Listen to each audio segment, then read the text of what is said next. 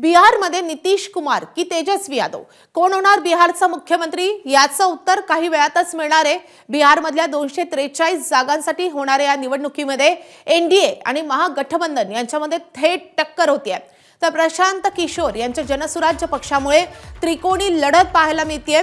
बिहारच्या निवडणुकीमध्ये झालेल्या राजकीय आरोप प्रत्यारोपांची देशभरात मोठी चर्चा रंगली होती। नितीश कुमारांचं चॅनल दिल्लीमधून रिमोट सारखं बदललं जातं असा आरोप राहुल गांधींनी केलेला होता। तर महागठबंधनला रोखण्यासाठी अमित शहांनी आपल्या प्रचार सभेमध्ये जोरदार हल्लाबोल केलेला होता। जंगलराज रोखण्यासाठी कमळाचं बटन दाबा असा गंभीर आरोपही अमित शहांनी केलेला होता। त्यामुळे जनता कुणाच्या आरोपांना खरं मानणार आणि कुणाला खोटं ठरवणार याचं उत्तर आज मिळेल।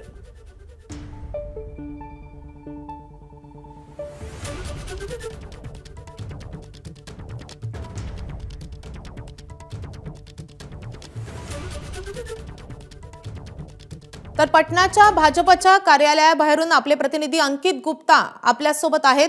अंकित, पहले रुझान कब आएंगे और आज का दिन कितना बड़ा है बिहार के एनडीए और महागठबंधन के लिए?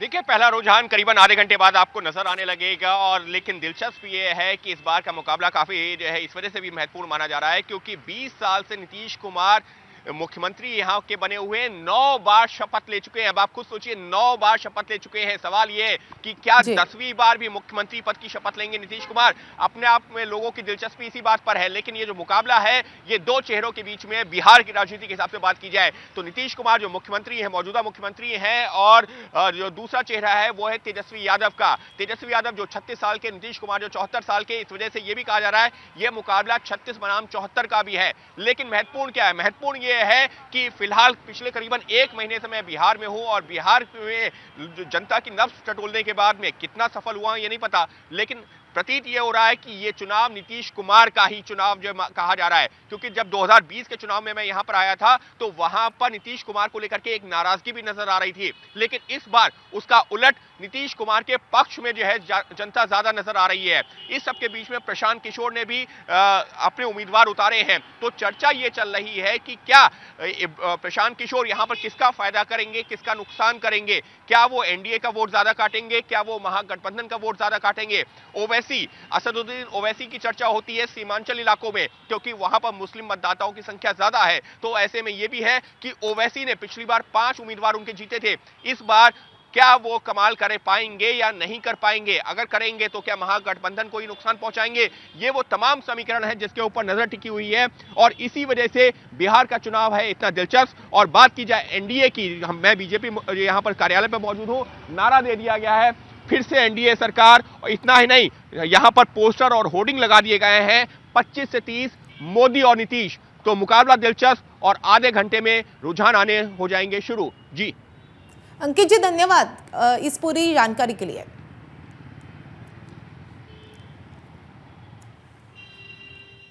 तर आजच्या निकालामध्ये एनडीएची सुनामी पाहायला मिळेल असं मुनगंटीवारांनी म्हटलेलं आहे। बिहारच्या जनतेनं आरजेडीचा जंगलराज पाहिलेला आहे। बिहारच्या जनतेचा एनडीएलाच कौल मिळेल असा विश्वासही सुधीर मुनगंटीवार यांनी व्यक्त केलाय। विधानसभा निवडणुकीचे निकाल येत आहे आणि एक्झिट पोलचे जे कल आहे ते एनडीएच्या बाजूने दिसत आहे। कशा प्रकारे बघता आणि किती अपेक्षा आहे तुम्हाला की किती जागा निवडून येईल भाजपच्या? नाही, भारतीय जनता पार्टी व जेडीयू व इतर मित्र पक्षांसोबत एनडीएचं सरकार बिहारमध्ये निश्चित येईल। 90 ते 2005 ज्यांनी जंगलराज बघितलं ना, अंगावर काटे। जगामध्ये असा जंगलराज नव्हता। औरंगजेबाच्या काळात जे व्हायचं तेच त्या जंगलराजमध्ये व्हायचं। कोणालाही रस्त्यावरून घेऊन जायचं, गाडी चोरी व्हायची, 7च्या नंतर तिथं फिरणं कठीण व्हायचं। सारे गुंड प्रवृत्तीचे लोक, ज्यांना गुंड म्हणताच येत नाही, म्हणजे गुंडांचे सरदार हे गाड्यांमध्ये बंदुका घेऊन निघायचे। तर मला वाटतं की कोणीही मतदार अशा गुंड, लफंगे, लुच्च्यांच्या मागे कधीच राहणार नाही। विकासाचा विचार हा सर्वांगीण 21व्या शतकातला महत्त्वाचा विचार आहे आणि ज्यामध्ये बिहारमध्ये मग विश्वास आहे की जंगल राजचं प्रतीक जे झालेत त्या RJDला मतदान व्हायचा दूरपर्यंत प्रश्नच नाही. कितीतरी अपेक्षा आहे, म्हणजे 101 जागांवर भाजप लढलेली आहे. काय वाटतं तुम्हाला, किती संख्येने भाजपची सोबत बिहारची जनता उभी आहे आणि किती जागांचा एक पल्ला गाठेल असं वाटतं? नाही, आम्ही NDA म्हणून घडतो आहे. भारतीय जनता पार्टी हा त्यामधला एक घटक आहे, पण आम्ही 243 जागा घडतो आहे आणि विश्वास आहे की अतिशय मोठ्या मार्जिननी मोठ्या संख्येने या जागा आम्ही जिंकू. माझा व्यक्तिगत रीतीने मी 5 दिवस बिहारमध्ये होतो, तो जनतेचा विकासाच्या इच्छेचा आवाज ऐकला आणि माननीय विश्वगौरव युगपुरुष नरेंद्र मोदीजींवर सामान्य मतदारांचा विश्वास आहे की काहीतरी बदल घडवण्यासाठी नायक चित्रपट ज्यांनी पाहिला तसं नायक चित्रपटातल्या हिरोसारखा नव्हे त्यापेक्षा उत्तम काम माननीय मोदीजीच्या नेतृत्वात आजपर्यंत होत आहे आणि पुढे होईल हा विश्वास आहे. लालू प्रसाद यादव यांच्या पटनामधल्या घराबाहेरून आपले प्रतिनिधी सोमेश कोलगे आपल्या सोबत आहेत. सोमेश, आपण पाहिलेलं आहे ज्या प्रकारे तेजस्वी यादव यांनी या प्रचारामध्ये जोरदार मुसंडी मारलेली आहे, बिहार त्यांनी पुंजून काढलेला आहे. सध्या त्यांच्या घराबाहेर काय स्थिती आहे आणि तेजस्वी यादव यांच्यासाठी आजचा दिवस किती महत्त्वाचा आहे? तेजस्वी यादव हे प्रचंड आत्मविश्वासाने सांगतायत की तेच मुख्यमंत्री होणार आहेत आणि महागठबंधनच सर्वाधिक मतं घेऊन विजयी होणार आहे. आणि एवढं मात्र स्पष्ट आहे की बिहारमध्ये जो काही निकाल येईल तो निकाल स्पष्ट असेल, म्हणजे महागठबंधनाच्या बाजूनी किंवा NDAच्या बाजूनी. परंतु ज्या पद्धतीने मतदानाची टक्केवारी आपण पाहतोय की जवळपास 66.9 म्हणजे 67% एकूण मतदान झाले आणि त्यामध्ये 70% मतदान हे महिलांनी केलेलं आहे. इथे सुद्धा महाराष्ट्रामध्ये ज्या पद्धतीने लाडकी बहीण योजना राबवण्यात आली होती त्याच पद्धतीने बिहारमध्ये सुद्धा लाडकी बहीण योजना राबवण्यात आली होती आणि या लाडकी बहीण योजनेच्या अनुषंगाने खूप मोठ्या प्रमाणावर थेट 10,000 रुपये हे महिलांच्या खात्यात जमा झाले होते. त्यामुळे महिलांचा वाढलेला टक्का, त्यासोबत महिला मतदारांचा नितीश कुमारांकडे असलेला कल आणि भाजपकडे असलेला कल, त्यामुळे भाजप आणि त्यांच्या NDAला असं वाटतंय की बिहारमध्ये तेच सरकार बनवणार आहेत. दुसऱ्या बाजूला तेजस्वी यादवांना असं वाटतंय की तेच सरकार स्थापन करणार आहेत. आता आपण जर पाहिलं तर हे आहे पटनामधला मुख्यमंत्री निवासस्थान आहे. या अधिकृत मुख्यमंत्र्यांच्या निवासस्थानी आज निर्णय होईल की कोण राहायला येणार. गेल्या 20 वर्षांपासून जी स्थिती आहे त्यानुसार नितीश कुमारच पुन्हा एकदा या पत्त्यावर असणार आहेत की तेजस्वी यादव जो आत्मविश्वास व्यक्त करतायत की आम्हीच निवडून येणार आहोत आणि आम्हीच जिंकणार आहोत, तर ते तेजस्वी यादव या ठिकाणी असणार आहेत का? आपल्याला सर्वांना जर पाहायचं असेल तर बिहारच्या निवडणुकांमध्ये 20 वर्ष सतत एक सरकार चालल्यानंतर पुन्हा एकदा निवडणुकांना सामोरं जात असताना अँटी इन्कम्बन्सीच्या लाटेवर स्वार होण्याचा प्रयत्न हा विरोधी पक्षांनी केलाय. तर दुसऱ्या बाजूला NDA कडून मात्र जंगलराज विरोधी पक्षांच्या काळातील, RJDच्या काळातील, विशेषतः यादव सरकारच्या काळातील जंगलराज आणि याबाबतचा प्रचार हा अधिकाधिक केला गेलेला आहे. त्यामुळे पटनामधल्या मुख्यमंत्री निवासस्थानी कोण राहायला येणार याचा निर्णय अगदी थोड्याच वेळात जनतेच्या मतदार राजांनी जो कौल दिलेला असेल त्यानुसार अगदी थोड्याच वेळात हा निर्णय होईल. मुख्यमंत्री म्हणून नितीश कुमार कायम राहणार आहेत का या प्रश्नाचं उत्तर देखील या निकालांनंतर स्पष्ट होईल. आणि सर्वात महत्त्वाचं म्हणजे केंद्रातलं सरकार NDAचं, पंतप्रधान नरेंद्र मोदींचं, या सरकारचं राजकीय स्थैर्य देखील बिहारच्या निवडणूक निकालांवर अवलंबून असणार आहे. त्यामुळे बिहारच्या निवडणुका जिंकणं हे भाजपसाठी अत्यंत महत्त्वाचं आहे. तर दुसऱ्या बाजूला सलग इतकी वर्ष सत्तेबाहेर राहणं आणि त्यानंतर जर पुन्हा एकदा निवडणुकीचा जर त्यांना आलेली संधी त्यांच्या हातातून निघून गेली तर मात्र तेजस्वी यादव आणि त्यांच्या पक्षाला देखील अनेक अस्तित्वाची लढाई लढावी लागेल पुढचे काही वर्ष तरी बिहारमध्ये.